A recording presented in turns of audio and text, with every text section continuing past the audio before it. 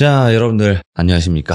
이번 이야기 시청자 책벌레님께서 찾아와 주셨습니다. 이야기를 들으신 분들도 계실 거고 안 보신 분들도 계시겠지만 책벌레님은 현직 변호사를 하고 계십니다. 그래서 여러 가지 일들이 굉장히 많으신데 귀신에 관련된 이야기들도 있고 사람이 무서웠던 현실 공포 이야기도 있습니다. 굉장히 또 다양한 이야기를 가지고 계신 분인데 오늘 이야기는 아마 사람이 무서울 것 같습니다. 바로 만나보겠습니다.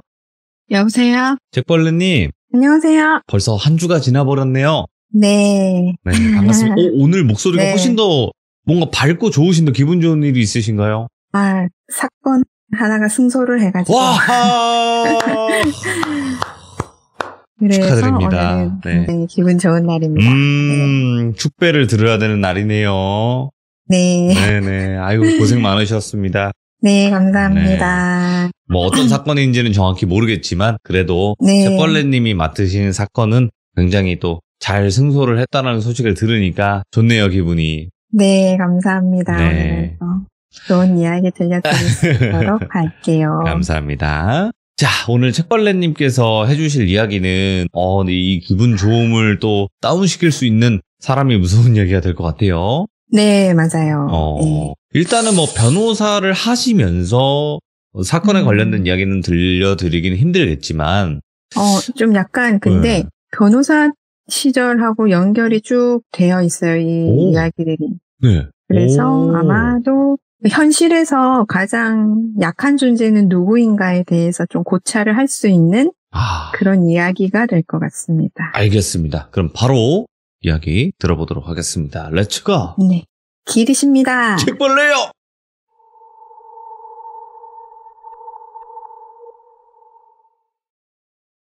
제가 사실 학교폭력 피해자였는데, 그 초등학교 때 그 피해 사실에 대해서 제가 이제 누군가한테 이야기를 한 적이 거의 없었었거든요. 그때 이후로. 네.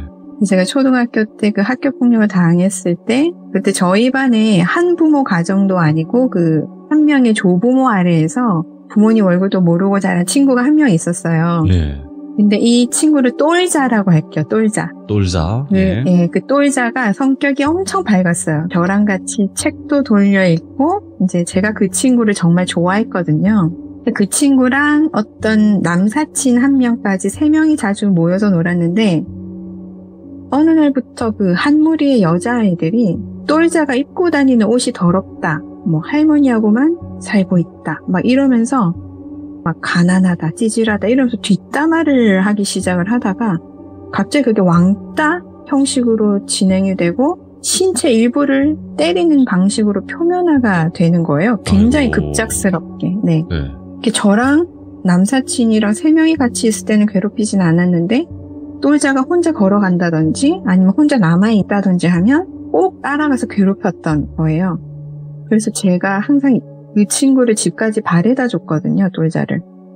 사실 저는 그 반 애들이랑 골고루 좀 친한 상태였어가지고 가해자와도 친했었어요, 그 당시에. 그런 아이인 줄은 상상을 못했거든요, 제가. 네. 근데 똘자가 용기를 내서 저한테 얘기를 해서 누구 한 4명 정도였거든요. 4-5명 정도가 가담을 한 상태였는데 그 중에서 2명 정도가 저한테 접근을 하더라고요. 어느 날. 그러더니 똘자에 대한 욕을 막 하기 시작하는데 딱 봐도 이간질을 하는 거였어요. 그러면서 걔를 왕따를 시키고 자기들이랑만 놀자 이런 식인데 제가 너무 화가 나가지고 왜 없는 말 지어내냐고 막 싸웠어요. 그때 그 친구들이랑. 그래서 엄청난 말다툼이 일어나고 그때부터 걔네들이 저랑 같이 이제 괴롭히기 시작했었거든요. 타겟이 또 늘었네. 예, 그래서 저는 이미 그 이전에 담임 선생님한테 똘자를 애들 몇 명이 괴롭힌다고 말을 했었는데 오히려 네가 반장이면 네가 잘 조율을 해서 애들이 다투지 않게끔 네가 알아서 해라. 약간 이런 식으로 말씀하시는 거예요. 그때는 교권이 굉장히 강한 상황이었거든요. 그 당시에는. 요즘에 학생 인권 조례 이런 거는 전혀 0%에 그러니까 그런 게 전혀 없었을 때였으니까.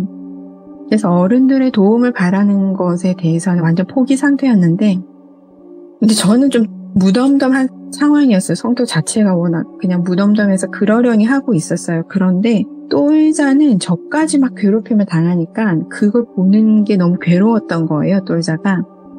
그래서 매일 울고 막 그래서 제가 매일 달래주고 우리 둘이 막 손을 잡고 똘자 집까지 데려다 주는 길이 정말 몇 개월 동안 엄청 우중충했었어요. 슬프고 그 길이.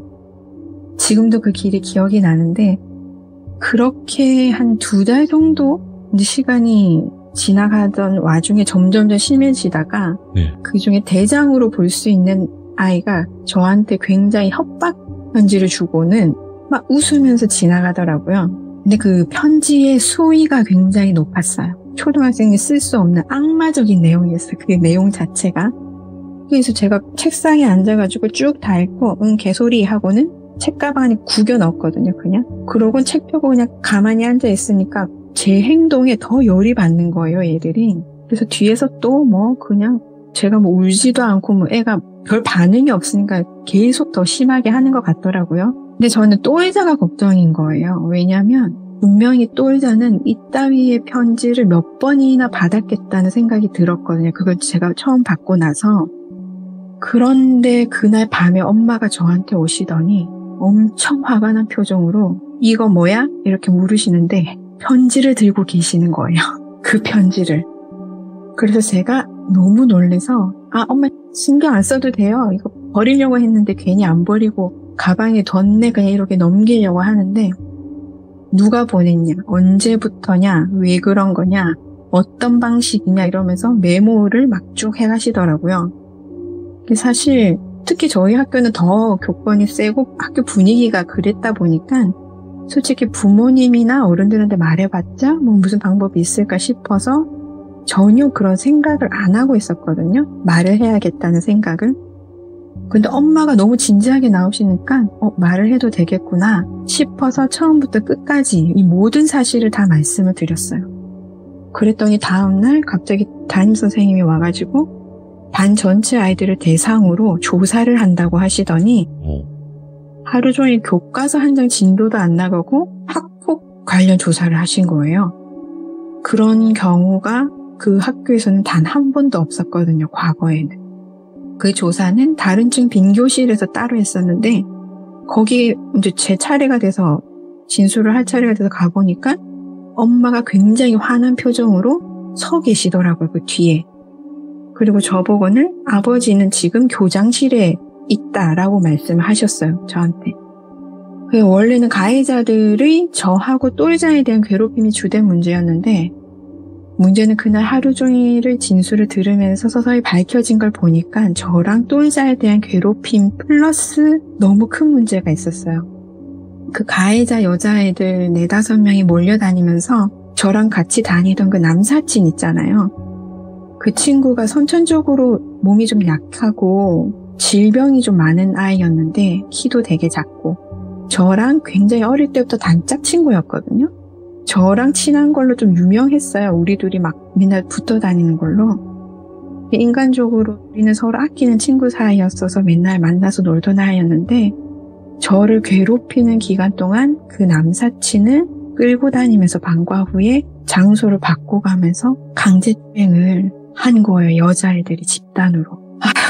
남자아이를 가운데 두고 억지로 키스를 하거나 민감한 부위를 다 노출을 시켜서 비웃고 막 구경하고 소문낸다. 책벌레한테 다 말한다. 네가 말 안 들으면 책벌레 더 괴롭힌다. 이러니까 그렇게 새치혀로 그 친구를 비참하게 망친 거였어요. 네. 이제 그런 사실이 드러나면 이거 문제가 굉장히 심각해진 거죠.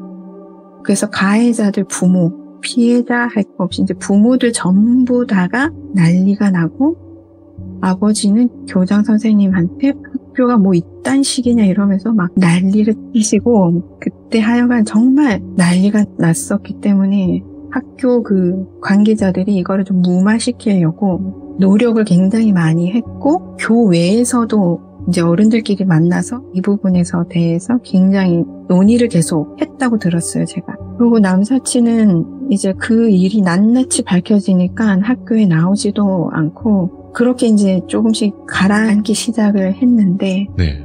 제 똘자가 저를 멀리하기 시작하는 거예요. 자기랑 있으면 제가 괴로워진다고 말도 안 되는 소리를 하더라고요, 그때. 그래서 아무리 아니라고 정말 똘자가 계속 끝까지 거부를 해도 그 집 앞에 한 정말 몇 주를 똘자를 기다렸어요. 집까지 가가지고. 근데 어쨌든 슬픈 감정을 남기고 우리 두 사람은 멀어지고 매일 놀던 남사친도 병원 치료를 받다가 결국 전학을 가고 다 찢어지게 된 거죠. 네. 나중에 중학교에서 들은 사실이 부모가 없던 똘자에 대해서는 계속 보복이 있었던 거예요. 결국 중학교 2학년 때였나 그 똘자가 자를 부러뜨려가지고 그걸로 가해자 중 한 명을 찔렀다고 그 소식까지 제가 들었어요. 그래서 저한테는 그 친구를 좀 지키지 못했다. 아유. 약간 너무 아유, 괜찮아요. 킥벌레님. 이게 그 당시 어릴 때 내가 지키지 못했다. 내가 힘이 없었다. 이런 게 사실상 현실적으로 다가갔을 때 굉장히 힘들잖아요. 아이고. 그래서 그 괴로움이 되게 많이 지금도 남아있는데, 그래서 똘자 소식까지 듣고, 이제 제가 다른 지역으로 저도 전학을 갔거든요. 네. 근데 똘자는 고등학교 때 자퇴를 했어요. 그러고는 영영 소식이 끊겼거든요, 그 뒤로는. 아이고. 그렇게 시간이 흘러가지고 이제 또 어른이 돼서, 이제 똘자랑 비슷한 환경의 초등학교 5학년 똘순이를 만나게 돼요, 제가. 이제 제가 대학생 때부터 그 일주일에 한 번씩 한부모 아이들 대상으로 하는 방과후 독서 선생님을 오랫동안 했었는데 그 신림동에서 고신 준비를 하면서는 그 신림에서 약간 좀 떨어져 있는 종교단체에 아는 분 요청으로 그 일주일에 한 번씩 독서 선생님 계속 했었거든요. 거기는 조부모 가정 아이들이 많았었어요. 그 좀 더 열악한 가정에. 그래서 할머니, 할아버지들이 예를 들면 그 폐지를 주우신다든지 이런 친구들 가정이 있었거든요. 방과 후에 갈 곳이 없어서 오는 곳이었는데 그 친구들 중에 그 5학년 똘순이가 있었어요. 그 당시 제가 처음 갔을 때. 당시 초등학생들 제가 담당이어서 한 2년 정도 했었나? 똘순이가 중간에 5학년 중반쯤에 제가 시작을 했으니까 중간에 똘순이가 중학생이 되고 나서도 제가 이제 가는 날이면 항상 교실에 찾아왔었거든요, 똘순이가. 그 친구가 책을 좋아해가지고 제가 책 추천을 해주면 똘순이가 책을 읽고, 그러니까 매주 한 권씩 읽고 저한테 이제 약간 독서 토론하는 방식으로 대화를 했었고, 그 친구가 굉장히 똘똘했기 때문에 제가 따로 시간을 내서 한 30분 정도를 제가 그 친구랑 이야기를 항상 나눴어요. 일주일에 한 번을. 그래서 애착이 많이 가는 아이였어요, 그 아이가.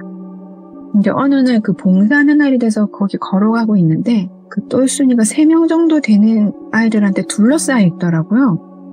이렇게 딱 멀리서 보니까 실랑이를 하는 것처럼 보여요. 그래서 이제 정확한 상황을 모르니까 제가 좀 약간 뭐지? 이러면서 걸음을 좀 천천히 하면서 보고 있는데 똘순이가 저랑 눈이 딱 마주치니까 선생님 부르면서 선생님 그때 추천해 주셨던 그 책 너무 어려웠어요. 그렇게 소리를 지르더라고요. 근데 표정을 보니까 SOS구나 싶어가지고 딱 빨리 뛰어가서 똘순아 수업 시간인데 가야지. 가면서 얘기하자 선생님이랑 이러면서 그 아이들한테 중간에 서서 너희들 똘순 친구들이니? 그렇게 이제 화난 표정으로 물어보니까 그 애들이 그냥 휙 가는 거예요.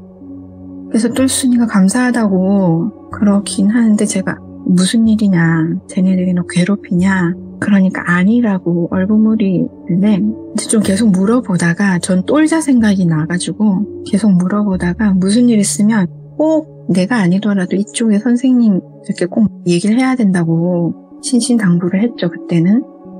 근데 제가 시험 합격한 후에는 그 사법연수원이 일산이 있거든요. 그래서 거기 커리큘럼이 너무 빡빡하다 보니까 봉사활동을 더 못했어요. 그래서 그만두게 됐는데 제가 그만둘 때 똘순이가 한 중1? 한 겨울방학 시즌이었나? 그래도 이제 제 메일 주소를 알려줘서 1, 2주에 한 번씩 책을 읽고 감상평을 꾸준히 보내줬고 저도 회신을 했거든요, 계속. 근데 제가 그 연수원 수료하고 나서 똘순이가 고2 막 됐을 때였을 거예요. 오랜만에 만나게 됐죠. 그 전에도 밥도 사주고 했었지만 잠깐씩만 만났었거든요. 근데 뭔가 도움을 요청하고 싶은 그런 오묘한 분위기가 좀 있더라고요. 네. 제가 애가 할 말이 있는 것 같은 느낌이 들어서 밥도 먹이고 차 한잔 하자 하면서 대화를 하는데 뜬금없이 본인이 소년범이 됐다고 하는 거예요. 저한테.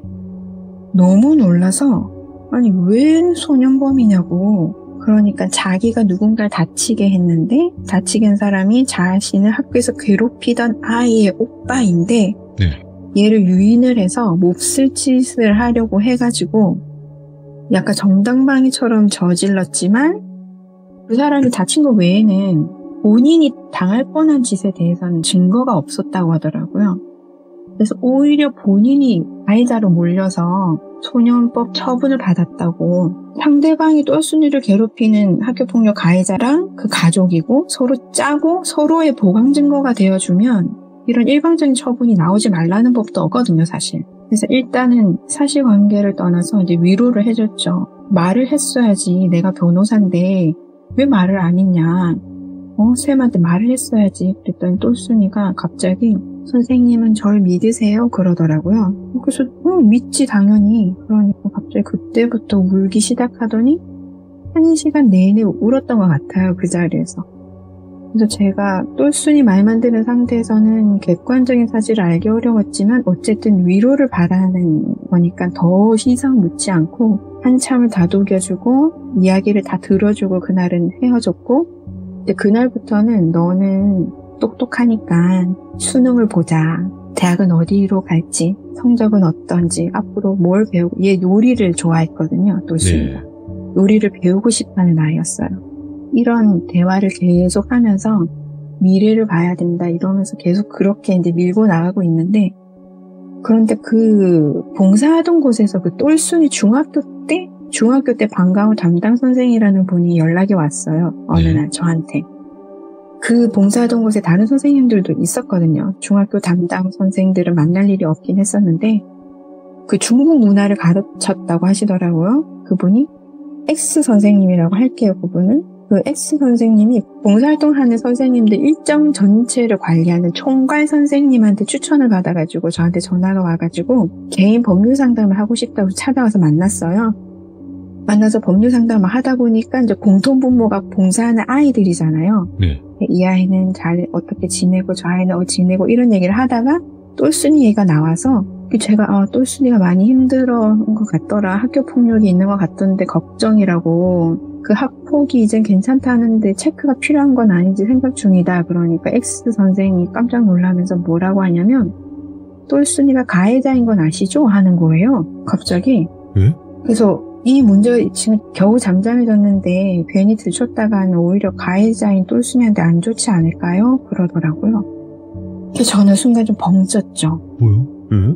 똘순이가 가해자인 게 확실해요? 이러니까 확실하다고. 똘순이랑 같은 학교 다니는 애들도 다 알고 있다 라고 하더라고요. 나한테. 그러면서 이상하네 하고 생각을 하는데 똘순이가 학폭 가해자인데 그 피해자의 형제까지 어찌 잘못되게 해서 소년법상 처분을 받았다라고 알고 있는 거예요. X 선생은.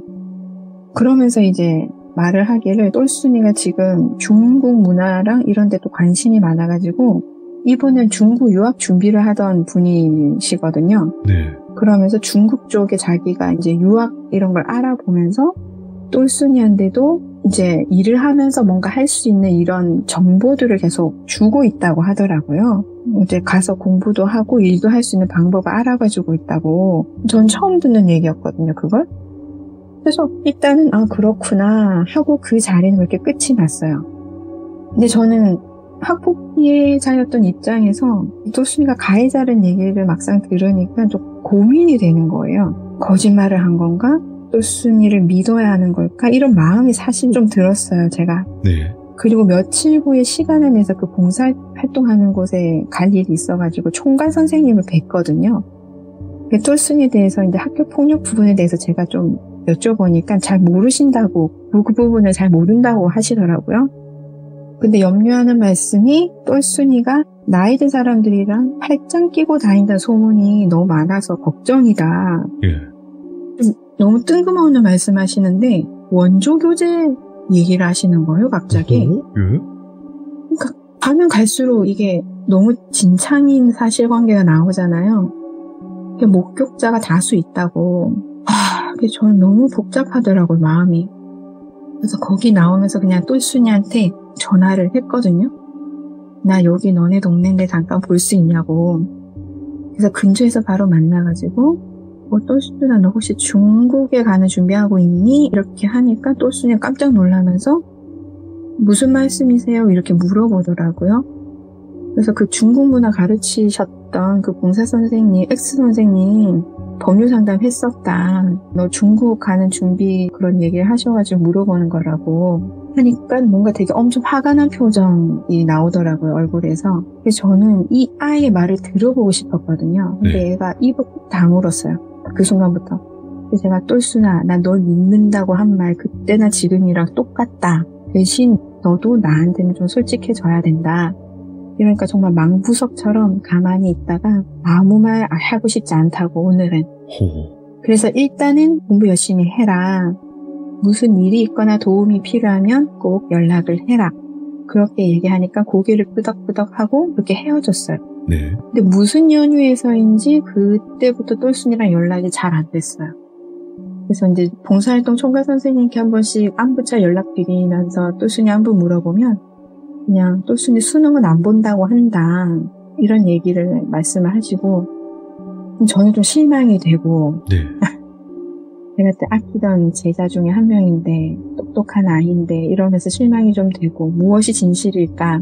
그러게요. 네, 특히 X 선생하고도 통화를 한 번 했었는데 그 당시에 똘순이가 중국에서 공부할 수 있게 지금 추진 중이고 이제 저보고 똘순이가 책벌레쌤이랑 연락하는 거 부담스러워한다고 근데 그만해도 될 것 같다 이렇게 얘기를 하니까 또 정말일까 또 이런 생각이 들죠. 애는 연락을 받지를 않으니까 똘순이는. 근데 똘순이가 또 시간이 이렇게 쭉 흘러서 졸업을 하자마자 저를 찾아왔어요. 그래서 저한테 죄송해서 연락을 못 드렸다 그러면서 그때 이제 말을 하더라고요. 사실 원조 교제를 했었고 그 부분이 들킨 것 같아서 도저히 부끄러워서 연락을 못 드렸고 자기가 받는 걸로 할머니 병원비를 대고 있어서 당장 그만둘 수도 없었다 이런 얘기를 하면서 제가 이제 말을 했죠. 그런 게 있으면 선생님들하고 상담을 하든지 나한테 말을 하든지 지원금도 알아볼 수가 있는데 왜 그렇게 한 거냐. 네. 그러니까 그 아르바이트 연결을 해주는 사람이 있다고 하더라고요. 딱 저는 알아들었죠. 그게 청소년 성매매 알선이거든요. 법적인 용어로. 굉장히 이건 중범죄예요. 중범죄. 그 당시에도 사회적인 문제였고 지금 현재까지도 그 가출 청소년들을 유인해가지고 성매매 알선하는 그 말종들이 있어가지고 여전히 이게 문제시 되고 있어요. 네. 지금도 역시. 그럼요. 똘순이는 내가 언제부터냐 이렇게 하니까 중학교 때부터라고 하더라고요. 2학년 때부터.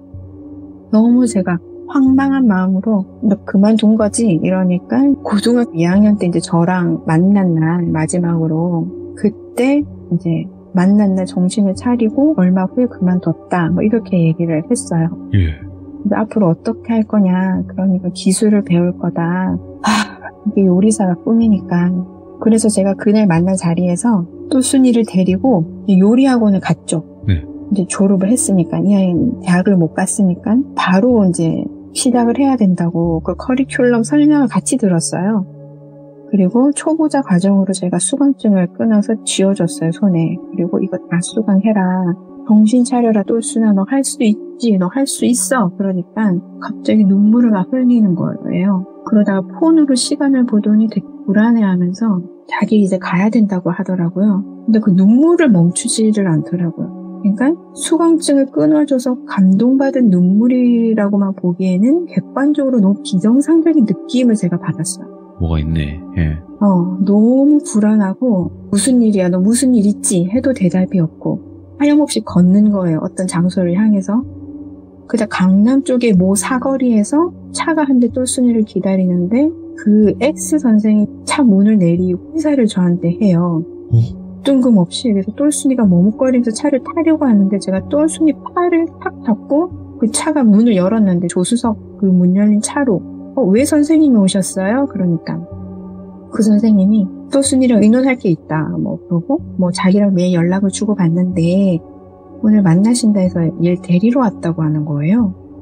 제가 그냥 갑자기 생각이 나서 혹시 중국 유학 가시는 건 준비 잘 되세요? 언제 가세요? 이러니까 다음 주 출국을 한다는 거예요. 제가 뭐지? 아니야 이건 아니야 싶어서 똘순이를 엄청 세게 잡았어요. 그러고는 똘순이는 이 차 안 탄다고 그랬거든요. 제가 똘순이가 갑자기 표정이 바뀌면서 제 팔을 꽉 잡으면서 선생님이 그때 추천해주신 그 책 너무 어려웠어요 이러더라고요. 또 와. 그래가지고 제가 갑자기 뭔가 깨달은 것처럼 근데 X 선생이 이미 차에 내려가지고 막 실랑이가 시작이 돼서 똘순이를 끌어갖고 태우려고 좀 강압적으로 끌어당기고 해서 제가 중간에 막아서고 똘순이는 나랑 간다. 지금 똘순이 데려가면 내가 끝까지 얘를 찾을 거고 경찰에도 신고할 건데 그냥 두고 가시죠. 이렇게 했거든요. 예. 그때 솔직히 저는 똘순이가 선생님 그 책 너무 어려웠어요 하기 전에는 정말 감이 하나도 안 잡히는 상황이었고 네. 그래도 X 선생이 이런 짓을 하는 것도 사실 저는 감이 안 왔어요. 그 막으면서도. 근데 어쨌든 SOS를 쳤으니까 강하게 나갔죠. X 선생이 저랑 똘순이를 막 죽일 듯이 노려보다가 근데 거기 강남 그 사거리 복판이니까 차들이 막 뒤에서 빵빵거리고 난리였거든요. X 선생이 갑자기 오만 쌍욕을 하면서 차를 몰고 바로 떠났어요, 그때. 예. 근데 아시다시피 저는 차량 번호를 외우잖아요. 맞아요. 예. 차를 보면 123 123땡 1234 이렇게 먼저 보고 시작을 하기 때문에 그거를 딱 외워가지고 메모를 일단 해뒀어요. 제 핸드폰에. 메모를 따다닥 해놓고 다리에 또순이 힘이 빠져가지고 구역질을 하고 있더라고요. 주저앉아서. 너무 긴장이 풀렸는지. 울면서 막 구역질을 하고 있고 그래서 골목적으로 얘를 끌고 가서 저 사람 뭐냐 대체 이게 뭐냐 이러니까 또순이가 그때서야 막 울면서 저 X 선생이 원조교재 중개인이라고 하더라고요. 그래서 제가 너무 화가 나서 왜 말 안 했냐고 막 소리를 지르니까 똘순이 할머니, 뻘리 선생님, 또 똘순이가 따랐던 그 몇몇 사람들을 두고 계속 그들이랑 접촉을 하면 다 해야겠다. 말을 잘 들어라. 그러다가 그 사람들은 너한테 관심 없어. 내가 너의 진짜 보호자야. 이런 식으로 가스라이팅을 중학교 2학년 때부터 계속 했던 거예요. 성인이 될 때까지. 그 상황에서 똘순이는 다른 사람에게 도움을 요청하는 것 자체가 어려웠죠. 사실상. 성인이 되니까 중국 쪽으로 넘어가자고 큰 돈을 만질 수 있는 줄이 있다. 이런 식으로 계속 얘기를 했다는데 어차피 그 똘순이 몸을 팔아서 본인이 큰 돈 벌겠다는 거 아니었을까요, 솔직히? 지금 저는 근데 그 X 선생이 혼자서 그랬을 것 같지도 않고 피해자가 똘순이 혼자일 거라고도 생각하지 않거든요. 여튼 그때 저는 상황을 다 듣고 똘순이를 데리고 바로 경찰서로 갔죠. 그래서 신고를 하면서 차량 번호랑 X 선생 전화번호랑 내가 알고 있는 X 선생의 개인정보를 넘기고 다음 날부터 바로 똘순이가 할머니랑 사는 곳을 다른 지역으로 옮기는 준비를 같이 하고 같이 알아봤어요. 똘순이가 일단 빠른 시일 내에 이사를 했고 폰번호도 바꾸고 신변을 다 정리를 하기 시작을 한 거죠. 왜냐하면 그 사람들이 너무 오랫동안 이 아이를 관리를 해온 그런 사람이니까 해코지를 할 수도 있겠다는 생각이 들었거든요. 제가 그때 봉사활동 하던 곳에 가가지고 그 X 선생에 대해서도 알아봤죠. 경찰한테 또 넘길 게 있는지 봐야 되니까. 그래서 그 사람이 저한테 했던 본인이나 대학교나 나이나 이런 개인정보가 다 틀린 거예요. 결국 그게 허위사실일 가능성이 굉장히 높아진 거죠. 이름도 본명이 아닐 가능성이 높고 제가 총괄 선생님한테 선생님 그 X 선생이요. 그분이 중국 유학 간다고 똘순이 데려간다는 식으로 말했었는데 혹시 들으신 거 있냐? 그러니까 책벌레 선생님 그 X 선생 원래 중국 사람인데 그러시더라고요. 저보고 중국 사람이요? 이러니까 엄마가 한국인이고 아빠가 중국인이어서 중국에서 태어나고 자랐다고. 근데 저는 전혀 그 한국말이 어색하지 않았거든요. 100% 한국인이라고 생각을 했지 중국 쪽의 사람이라고는 전혀 저는 의심을 못했어요. 그러면서 오히려 일로 유학을 왔다고 하더라고요. 그 사람이. 그래서 제가 그 사람이 한 짓을 다 낱낱이 설명을 드리고 봉사활동 오시는 선생님들 기본 정보를 체크를 좀 하셔야 될 것 같다고 그랬죠. 사실 그 당시만 하더라도 그 봉사활동 해주신 선생님들이 너무 모자랐어요. 와주시는 것만 해도 감사합니다 하던 시기였거든요. 그 시절이. 저마저도 종이에 제 이름이랑 전화번호, 주민번호 정도만 썼지 그것을 확인하는 작업은 없었어요. 사실상. 지금도 그런 곳이 있을지도 몰라요. 네. 그리고 똘순이한테 말해가지고 그 X 선생 지문이 묻었을 만한 물건이 없냐고. 그래서 볼펜을 하나 가지고 왔길래 그거를 비닐에 넣어서 가지고 왔길래 그걸 경찰 쪽에 또 제출을 했죠. 네. 근데 당시 경찰이 그 청소년 성매매에 대해서 좀 민감하게 대응을 했기 때문에 다른 사건들에 대해서도 좀 대대적인 수사를 하고 있었거든요. 그래서 이 사건도 수사를 했는데 이상하게 피의자 특정이 불가능하다고 하더라고요. 예. 제가 경찰이 제대로 수사 안 한 거 아닌가 싶었는데 들은 바로는 지문이 안 잡힌다고 하더라고요. 볼펜에. 똘순이 지문은 잡히는데 다른 지문이 분명히 있는데 그 지문이 등록이 안 돼서 알 수가 없는 지문이고 폰이나 차량 번호는요. 그러니까 그게 대포라고 하더라고요. 또. 아, 대포차구나. 그래서 제가 지금은 변호사 경력이 쌓여가면서 그런 상황을 많이 봤으니까 지금은 그럴 수 있겠다 싶은데 또 지문이 등록이 안 되는 사람이 생각보다 많고 네. 차량이나 휴대폰도 대포로 운영되는 게 생각보다 많습니다. 지금 대한민국에. 그렇겠죠. 예.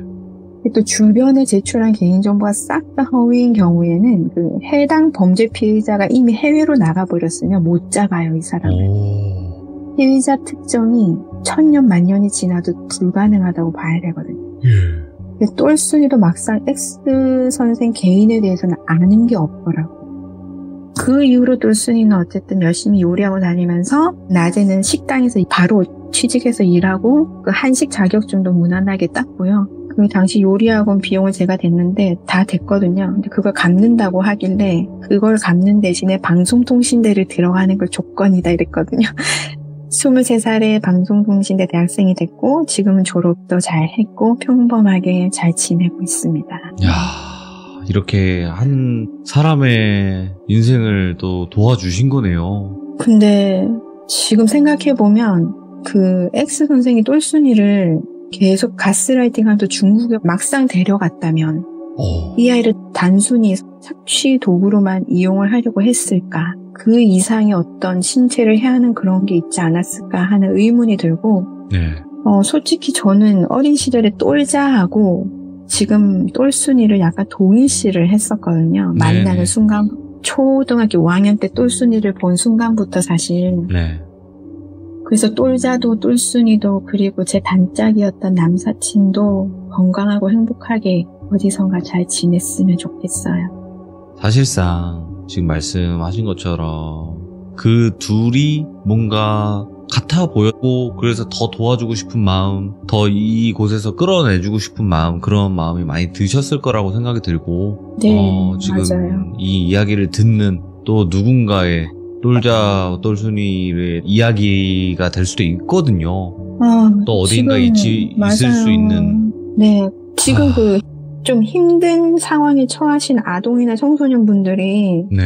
뭔가 메시지를 보내는 거를 어른들이 좀 잘 캐치했으면 좋겠고 저는 제가 더 빨리 왜 캐치를 못했을까 이런 안타까움이 있어요. 똘순이에 대해서도 왜 나는 몰랐을까 중간에 그랬으면 끊을 수 있었을 텐데 이런 안타까움이 있는데 지금 힘드신 분들 진짜 나는 힘들다라고 알리셨으면 좋겠고 본인이 성적인 착취를 당하고 있는 것을 아신다면 주변의 경찰서를 지금 뛰어가세요.